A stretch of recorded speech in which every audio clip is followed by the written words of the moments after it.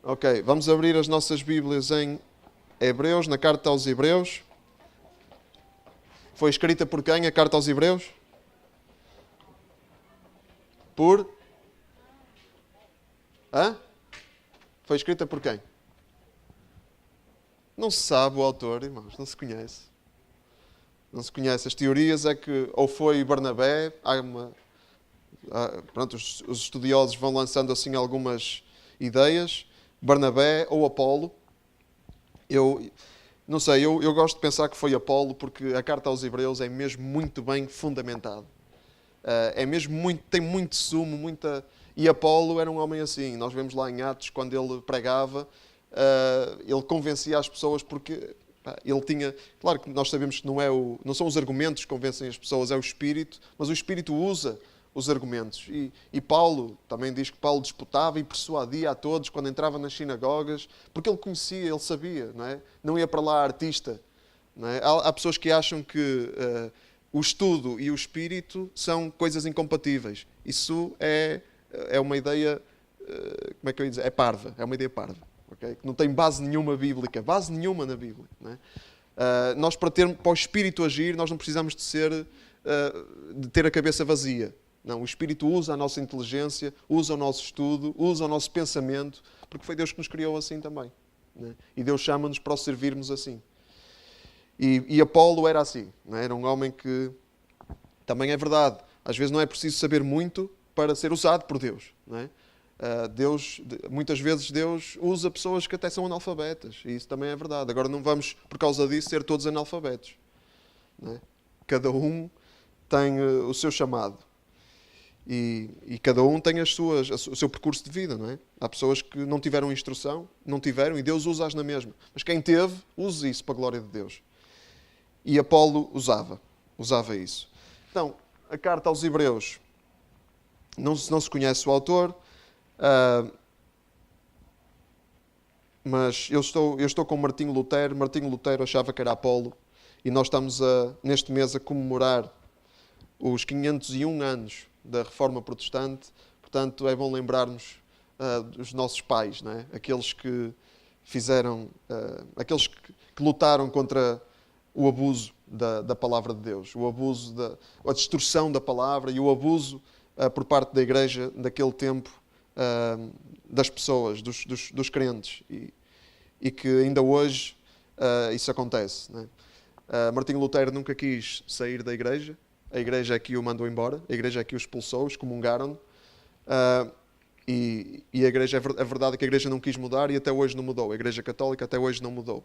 Não mudou nada. Portanto, a reforma continua a ser necessária. Não é? E nesta carta aos Hebreus, fala-se de quê?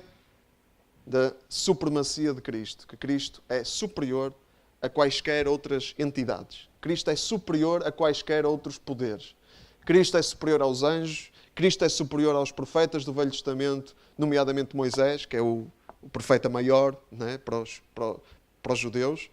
É o máximo. Não é? Cristo é superior a Moisés e Cristo é superior também aos sacerdotes do Velho Testamento. Ele é o sumo sacerdote, como nós vamos ler em Hebreus. Quer dizer que é o sacerdote dos sacerdotes, é o chefe de todos os sacerdotes. E quem tem o sumo sacerdote não precisa de outros sacerdotes mais pequenos. Temos o sumo, não precisamos mais de ninguém. E tivemos a falar da última vez de quê? Dos anjos, que é a disciplina que em teologia se chama angiologia. Angiologia. E o autor aos Hebreus continua a falar disto no capítulo 2. Nós terminamos o capítulo 1. E esta disciplina fala dos anjos, obviamente. Aqui nós falamos das funções dos anjos. Quais eram as funções dos anjos? Anjos vem da palavra grega archelos, que quer dizer mensageiro. Okay? Então um anjo é um mensageiro de Deus. E o que é que os anjos fazem? Nós vimos que entregam mensagens de Deus, entregavam mensagens de Deus, que executavam o juízo de Deus. Os anjos são agentes ativos na execução do juízo de Deus. Vimos aquela passagem de David, de Crónicas, em que em que em que Deus enviou um anjo para destruir, para destruir a cidade por causa do pecado de David. E também ajudam o povo de Deus. Vimos a passagem de Pedro, em que Pedro foi ajudado por um anjo a sair da igreja, a sair da prisão, desculpem, e ir ter com a igreja. E também vimos que a Bíblia está cheia de passagens em que os anjos intervêm. Então, em Apocalipse, se lermos Apocalipse, são inúmeras as intervenções dos anjos, né? E não só. Foi um anjo que disse à Virgem que ela ia dar à luz Jesus. E estamos quase no Natal, né? Então vamos lembrar essas histórias, né? Em pouco tempo.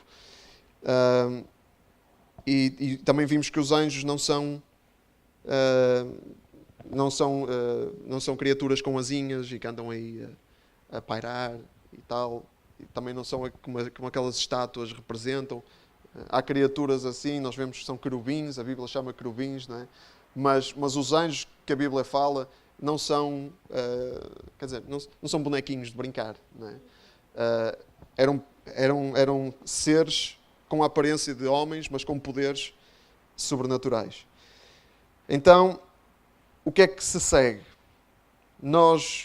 O autor aos Hebreus falou dos anjos e de que os anjos eram inferiores a Cristo, que Cristo é superior aos anjos, e depois fala de que é que isso significa para nós. Por isso é que a passagem que vamos ler no capítulo 2 começa portanto. Começa por esta palavra. Ora vejam lá, se não começa por portanto. Então ele fez assim deu uma pincelada, uma boa pincelada naquilo que os anjos são, aquilo que Cristo é e o que é que isso significa para nós. Portanto, já que é assim, então, portanto, nós vamos ao portanto. Hebreus 2, versículo 1 ao 9. Quem é que pode ler alto e bom som, leitura fluida, do versículo 1 ao 9? Se puder ser a versão Almeida, é melhor porque é a versão que nós vamos ler.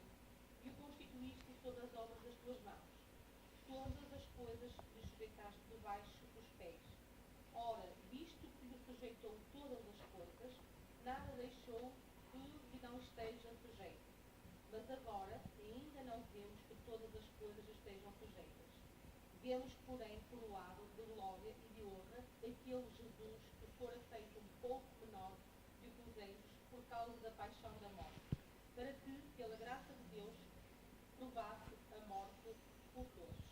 Obrigado. Então, 3 pontos aqui neste portanto. Portanto, primeiro ponto, portanto, atentemos com diligência. Convém-nos atentar com mais diligência as coisas que já temos ouvido, diz no versículo 1, para que em tempo algum nos desviemos delas. Porque, se a palavra falada pelos anjos, e aqui o autor está a falar daquilo que Deus transmitiu no Velho Testamento, não é? Em particular a lei de Moisés, não é? Nós vemos que, quando lemos a lei a ser transmitida a Moisés, lemos assim: falou mais o Senhor a Moisés.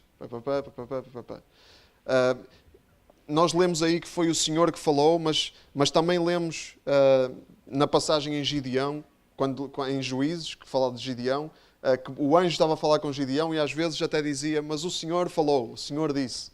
Portanto, às vezes é o Senhor que fala, mas não tem de ser propriamente Deus a falar diretamente. E em Atos, no capítulo 7, versículo 53, se quiserem ir a Atos num instantinho, só para verem que eu não me estou a enganar, e que isto não é uma teoria meio maluca. Atos 7, 53.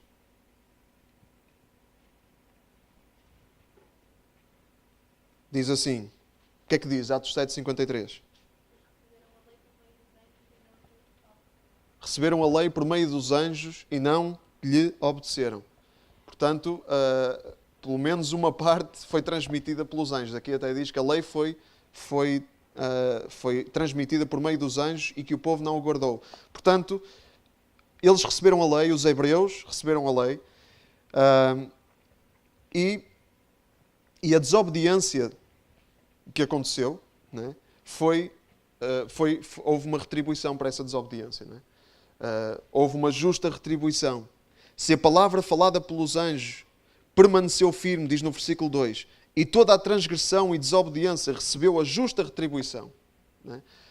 Então, se o povo de Israel recebeu a lei através dos anjos, recebeu a lei e desobedeceu, e por isso houve castigo de Deus, né? Porque Deus não deixa nenhuma transgressão sem castigo e também não deixa nada bom sem recompensa, né?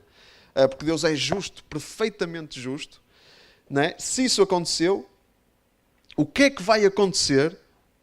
O que é que vai acontecer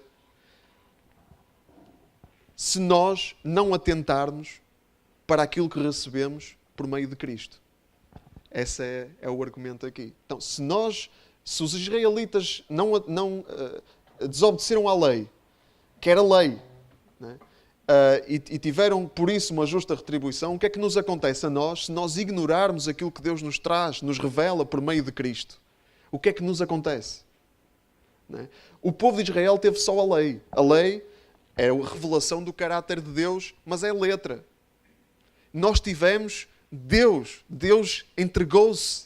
Deus veio Ele próprio, em Jesus, para se revelar até nós. E a Bíblia diz que Jesus é a imagem do Deus invisível. Portanto, nele, em Jesus, está toda a plenitude da divindade. Está tudo o que Deus é, está em Jesus. E foi isso que Deus nos veio mostrar por intermédio de Cristo. Não é? Em Jesus, nós olhamos para Jesus, o Jesus da Bíblia, não é um Jesus inventado, é o Jesus da Bíblia, e vemos Deus. E o que é que acontece se nós ignorarmos, se nós resolvermos rejeitar isto? Se nós resolvermos não atentar para isto? É isso que Apolo, ou o autor aos Hebreus, ou Barnabé, ou seja quem for, está aqui a dizer. Não é? Se não atentarmos, versículo 3, para esta tão grande salvação, a qual, começando a ser anunciada pelo Senhor, por Jesus, foi depois confirmada pelos que o ouviram. Quem foram os que ouviram as palavras de Jesus e depois transmitiram? Os apóstolos. Não é? Os apóstolos e aqueles que redigiram os textos das Escrituras. Não é? Que alguns não eram apóstolos. João Marcos, por exemplo. E Lucas também não. Então, mas eles transmitiram aquilo que ouviram. E Deus testificou por eles, versículo 4, por sinais, milagres, várias maravilhas, dons do Espírito Santo. Então, nós temos uma riqueza de testemunhos. Já viram a riqueza que nós temos? Não é? Primeiro, Deus veio em pessoa. Deus fez-se carne, veio em pessoa para se revelar a nós, à humanidade. Depois, houve pessoas que receberam essa revelação e que a deixaram registada para nós, para ser testemunho para nós através da Bíblia. E na Bíblia nós temos essa revelação toda registada. Não precisamos de mais nada para conhecer Deus. Não é? Temos tudo aqui. Precisamos depois é preciso acontecer alguma coisa dentro de nós. Não é? O Espírito Santo tem que usar isto para nos transformar. Okay? Mas é isto. Tem que usar isto para nos transformar. Mas nós temos tudo o que precisamos. Então o que é que acontece se nós ignorarmos isso? Se nós não atentarmos para isso? É isso que o autor aos Hebreus está aqui a dizer. E nós temos que atentar, irmãos. Nós recebemos algo incrível, algo maravilhoso. Não há nada melhor do que isto. Não é? E para nós é tão difícil nós sermos diligentes. Que é isto que está a dizer aqui. Temos que atentar com diligência. Atenção, sermos diligentes a cuidar disto que recebemos. E é tão fácil para nós distrairmos. É tão fácil para nós ignorarmos ou deixarmos de ter atenção àquilo que é fundamental. Nós temos um problema. Não é? Nós temos uma natureza, a nossa velha natureza, que ainda está cá, a lutar contra a nossa nova natureza que temos em Cristo. Não é? O nosso velho homem que quer nos distrair. Não é? Quer nos fazer pôr os nossos olhos em coisas acessórias, em coisas secundárias. Quer que a gente faça dessas coisas a prioridade da nossa vida. E é tão fácil, irmãos, é tão fácil. Não é? É tão fácil nós trocarmos as prioridades, porque, lá está, porque como diz o apóstolo Paulo na sua carta aos Romanos, a carne milita contra o Espírito e o Espírito contra a carne para nós não fazermos aquilo que queremos. É essa guerra, nós temos que estar empenhados nessa guerra, porque isto não é uma brincadeira. Isto não é brincar às igrejas, isto não é brincar às religiões. Não é? Nós estamos numa guerra. Estamos no meio de uma guerra. Há uma parte, um lado dessa guerra que era a destruição das nossas vidas, e a destruição às vezes é só ficarmos ali no morninho. Se estivermos no morninho, parece que está tudo bem, mas isso é o caminho da destruição.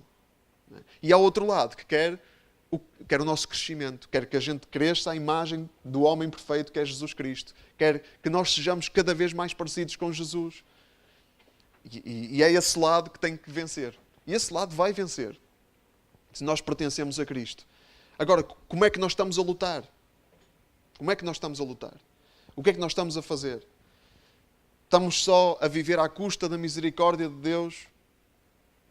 Vamos andando devagarinho, no morninho, e contamos que Deus, como nós lhe pertencemos, Ele vai ter misericórdia de nós. É assim que nós estamos a viver, à custa da misericórdia de Deus? Ou estamos a viver com diligência, cuidando daquilo que temos recebido? Nós temos uma grande responsabilidade. Uma grande responsabilidade. De onde é que vem a nossa responsabilidade? Vamos aqui ao próximo ponto. Nós temos uma grande responsabilidade porque Deus colocou tudo nas nossas mãos. E como diz o Homem-Aranha, com grande poder vem grande responsabilidade. Não é? E nós... Isto não está na Bíblia. Não, mas é verdade isso. Não é? Quando Deus nos dá muito, quando muito nos é dado, muita responsabilidade vem com isso. Não é? Quanto mais temos, mais responsabilidade temos para cuidar daquilo que recebemos. E Deus, Ele sujeitou-nos tudo. No versículo 5, diz que não foi aos anjos que Deus sujeitou o mundo futuro. Aliás, nós lemos da última vez que o apóstolo Paulo escreveu que nós havemos de julgar os anjos.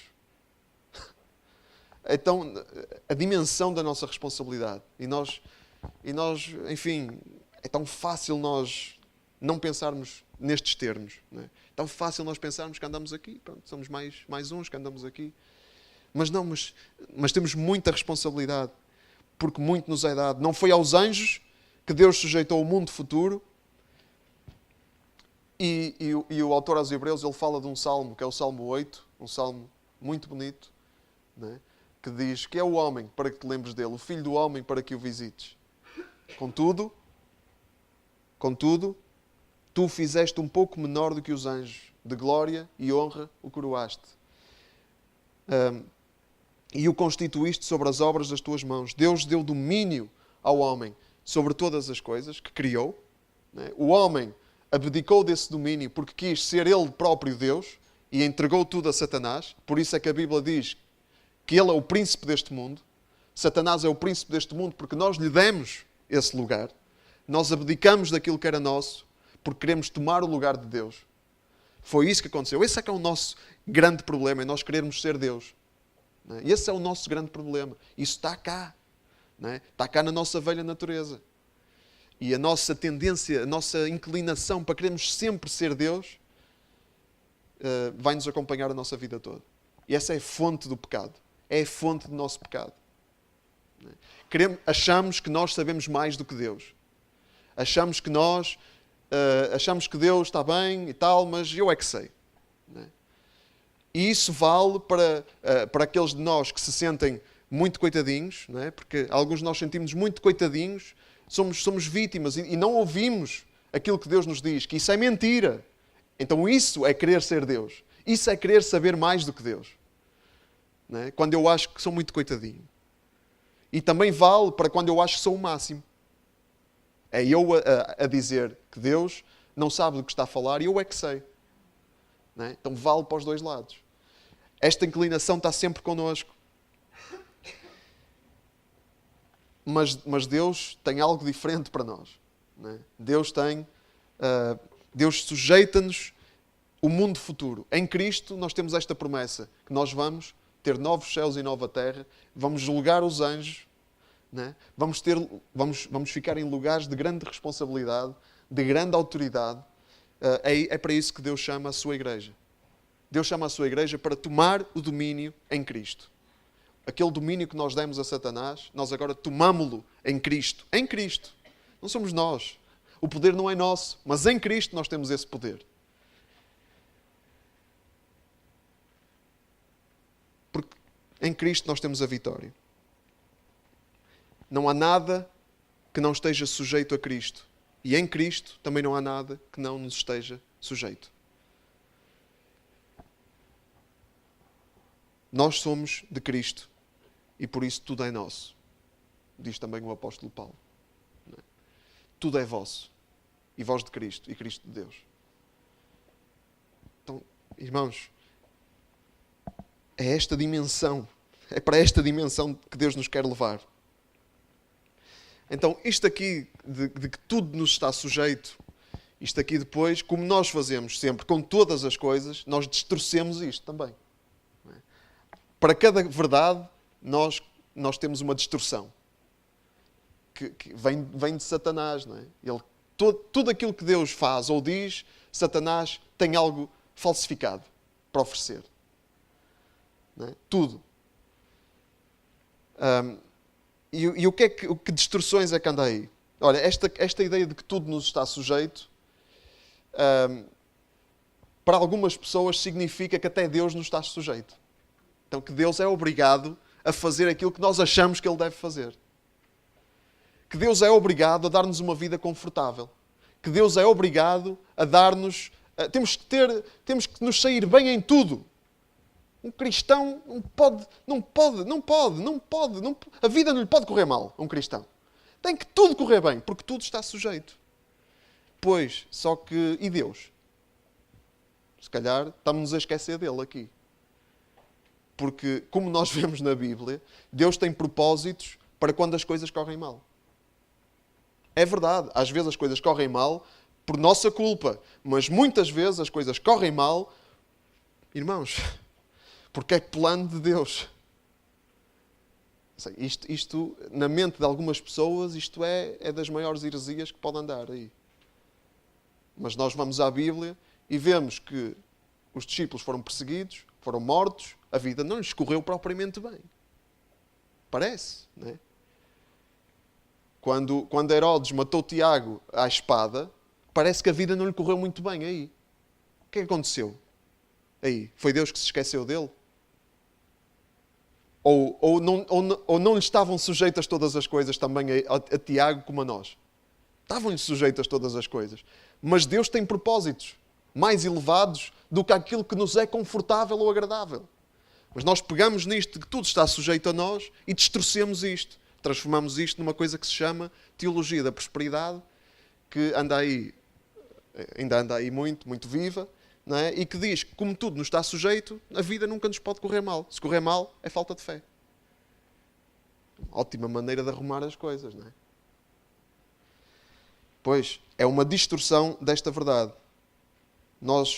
Tudo nos está sujeito, mas nós estamos sujeitos a Cristo e à sua vontade. E às vezes a sua vontade não é agradável para nós. Não é. Outro lado, outra distorção que nós fazemos é a distorção da Lá está, esquecemos que tudo está sujeito, que tudo nos está sujeito e achamos que nada, que não podemos fazer nada. Não é? Que somos umas vítimas daqui de tudo o que acontece. Somos umas vítimas das circunstâncias. Somos uns coitadinhos, andamos encolhidinhos, porque, enfim, fomos postos aqui para sofrer. Essa é uma ideia que não tem nada a ver com Cristo. Nós não fomos postos aqui para sofrer. O sofrimento faz parte da vida. Mas Deus também tem coisas boas para nós. Não é? E Deus também não quer que a gente compactue com certas situações. Não é? Deus não quer que a gente aceite o sofrimento que nos é imposto pelas nossas próprias más escolhas. Isso não devemos aceitar. Não devemos aceitar se nós fazemos más escolhas e isso traz más consequências. Não devemos conformar-nos com isso. Não nos devemos conformar quando pessoas, tanta gente que já esteve connosco e que estava muito, muito contente por estar connosco e depois coisas acontecem incríveis na vida delas e elas têm que deixar de vir à igreja. Não devemos conformar-nos com isso, porque sabemos que isso não é de Deus. Temos que orar. E tudo nos está sujeito em Deus, segundo a sua vontade. Nós temos que intervir. E às vezes nós esquecemos disso, achamos que pronto, é assim, olha, é assim, coitadinhos de nós, estamos aqui, isto aqui é muito difícil, aqui as pessoas não querem, têm o coração duro e blá blá blá. Escondemos-nos atrás disso para nós não fazermos aquilo que devíamos fazer, a nossa parte. Não é? E não oramos, não clamamos a Deus, deixamos as coisas andar. Isso também é uma distorção disto. É esquecermos que tudo nos está sujeito em Cristo. É esta é para isto que Deus nos chama. Claro, irmãos, nós olhamos à volta e é verdade, não parece que tudo nos está sujeito. Não parece. Não é? Isso é uma verdade. Porque nós ainda não vemos. E diz aqui o autor aos Hebreus, no versículo 8, precisamente isso. Agora, ainda não vemos que todas as coisas lhe estejam sujeitas. Não vemos que todas as coisas estejam sujeitas a Cristo. Porque há muita coisa à nossa volta que é de uma forma nítida contra a vontade de Deus. Imensas coisas. Não é? Vivemos num mundo caído, um mundo quebrado, um mundo onde há tanta coisa errada. Portanto, não parece que tudo está sujeito a Cristo. Porém, versículo 9, nós vemos Jesus coroado de honra e de glória. Aquele Jesus que fora feito um pouco menor do que os anjos também, como os homens. Deus quando veio em Cristo, Ele fez-se como homem, um pouco menor do que os anjos também. Ele, como homem, foi feito um pouco menor do que os anjos. Mas, pela graça de Deus, Ele provou a morte por todos, diz neste versículo, e foi exaltado à glória. E foi coroado de honra e de glória. Portanto, Jesus reina. Jesus é Senhor. E Ele não é só Senhor aqui dentro da igreja. Ele é Senhor no teu trabalho. Ele é Senhor na tua escola. Ele é Senhor onde quer que tu estejas, na tua família. E Ele é Senhor. Nós podemos não querer. E muita gente à nossa volta pode não querer que Ele seja Senhor. Mas é. Não há nada que aconteça que Ele não permita. E não há nada que esteja errado agora que não vá ser colocado em ordem. Nada. Deus está a dar tempo, porque Ele é paciente e diz a palavra que Ele quer que todos se arrependam. Ele quer que todos se salvem. Por isso Ele é paciente e está a dar tempo para estas coisas erradas andarem aqui. Mas está garantido. A vitória em Cristo é garantida. Não parece, mas é. E nós sabemos isso pela fé. Sabemos isso pelo testemunho do Espírito Santo, que dentro de nós testifica. E não temos dúvida nenhuma que Jesus Cristo é Senhor. Portanto, mesmo neste mundo caído, com tanta coisa errada, com tanta doença, com tanta mentira, com tanta opressão, com tanta confusão, tanto caos, nós podemos dizer, Jesus é Senhor. E podemos dizer isso com toda a certeza, com toda a autoridade. Jesus é Senhor.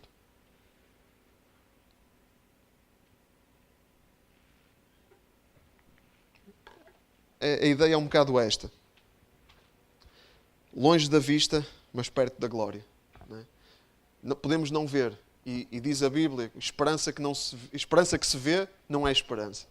Não é? Portanto, isto faz parte da nossa caminhada de fé, não vermos tudo. Faz parte.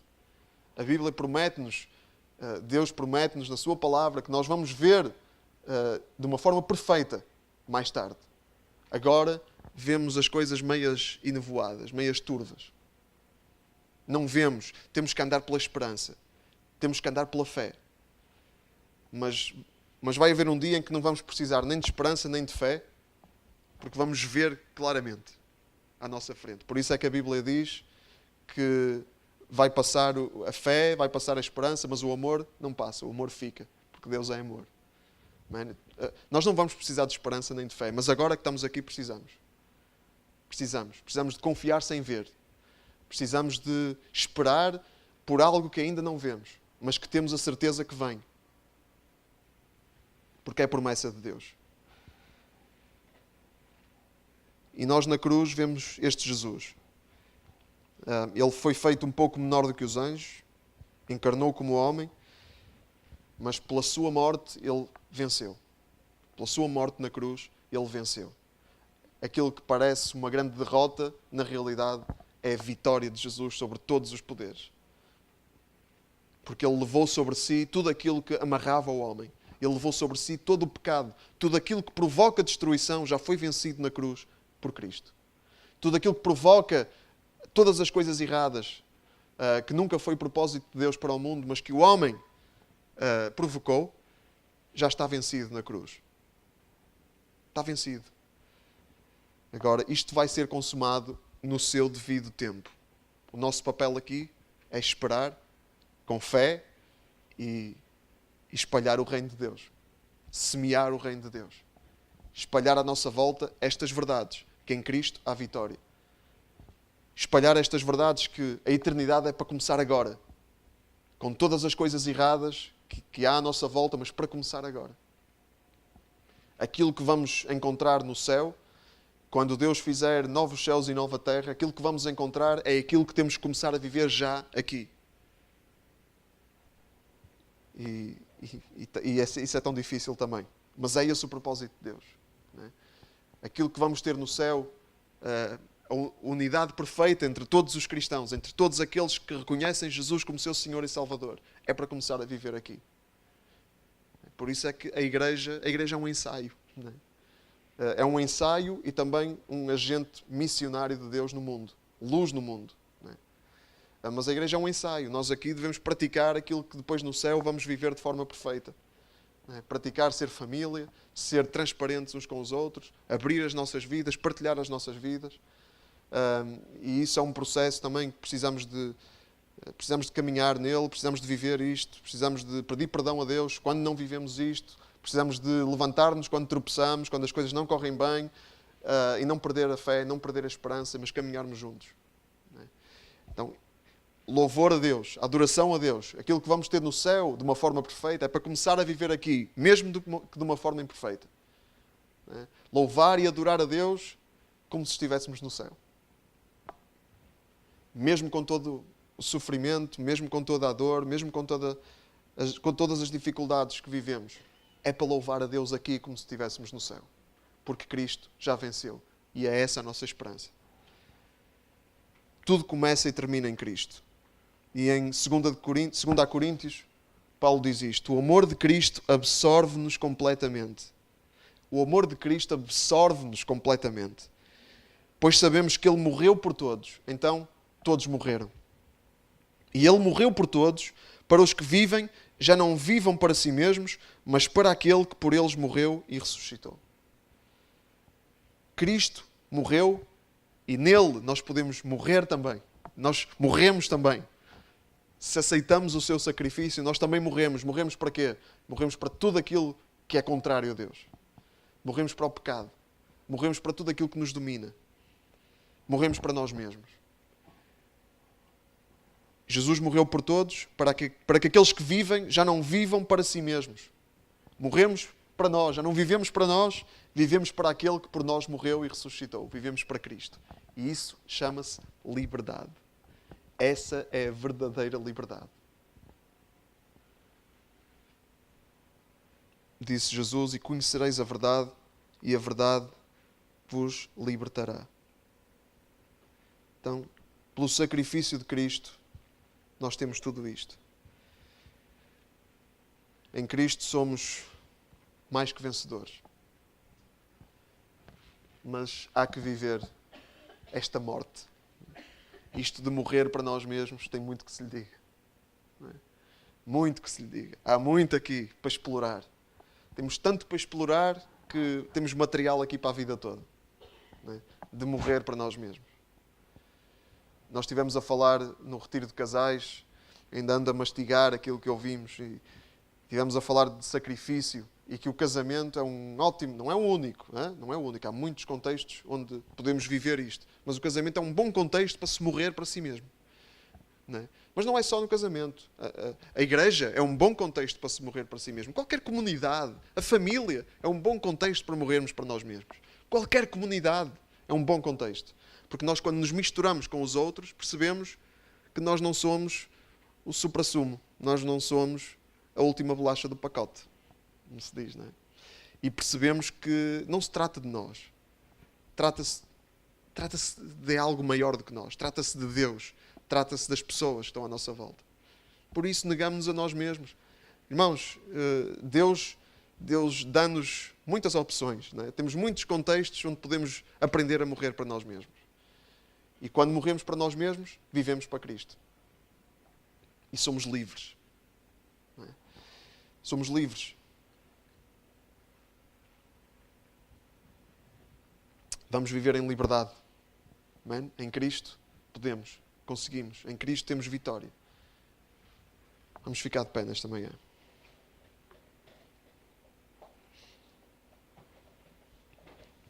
E vamos orar. Eu ia pedir a 2, 3 irmãos. Temos aqui algum tempo e eu gostava que tivéssemos aqui um tempo de oração, exatamente por isto que ouvimos, que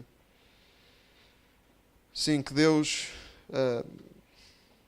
Ele nos ajuda a viver, Ele nos capacite, pelo poder de Deus nós possamos viver estas verdades. Nós possamos viver esta supremacia de Cristo e possamos ser diligentes com isto. Isto não seja, que não façamos disto uma coisa rotineira, uma coisa pequena, uma coisa religiosa. Que isto seja de facto real nas nossas vidas. Que isto seja algo vivo para nós. Não é? Que isto de morrer para nós mesmos, que não seja só uma coisa meia doida que nós ouvimos na igreja, mas que seja real para nós. Sobrenaturalmente real para nós. 2, 3 de nós, vamos levantar a voz e orar nesta manhã. Amém?